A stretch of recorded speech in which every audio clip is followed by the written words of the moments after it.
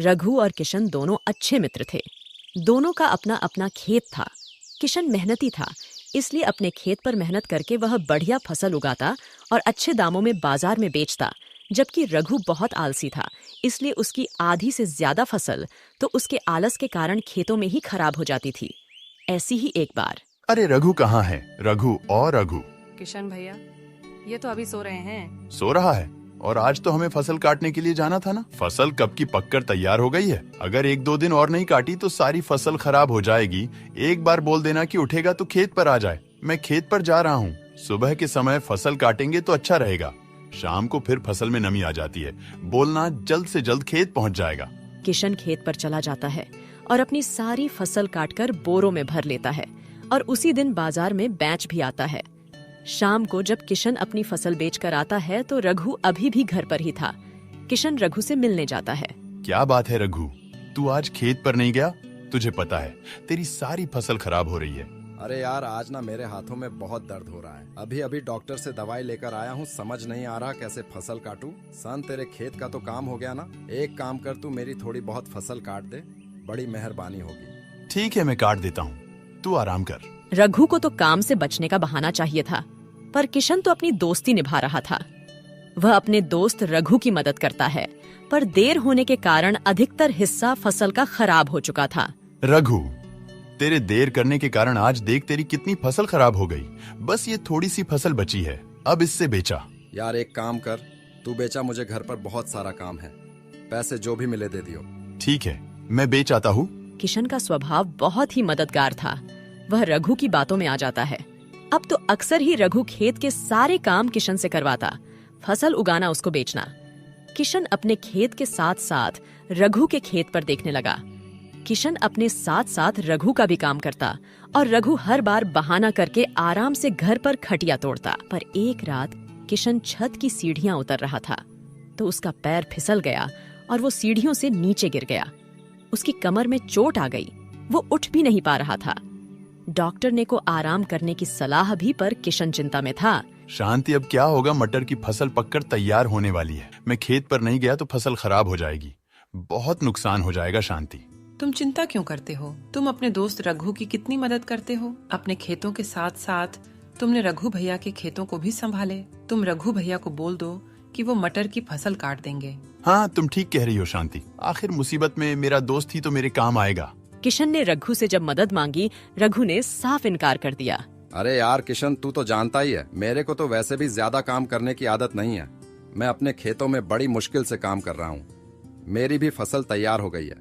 अब मैं अपनी फसल काटूं या तेरी? भाई तू कोई और इंतजाम कर ले, मेरे बस का नहीं है। अच्छा, मैं चलता हूँ, मुझे खेत पर जाना है। रघु, मैंने भी तो तेरे लिए हमेशा काम किया है, आज तो मुझे साफ मना कर रहा है। हम दोनों तो दोस्त हैं ना। हाँ, तो मैं कब मना कर रहा हूँ दोस्तों है, पर तू देखना मैं कितना करूँ। तू भी कुछ समझ। वैसे तुझे कोई जरूरत हो तो मुझे बुला लिए, पर काम के लिए बिल्कुल मत बोलिए। काम मेरे बस का नहीं है। मुझे काम के नाम पर बुखार आ जाता है। मेरे पास फालतू बातों का टाइम नहीं है। मैं जा रहा हूँ। किशन हैरान रह गया।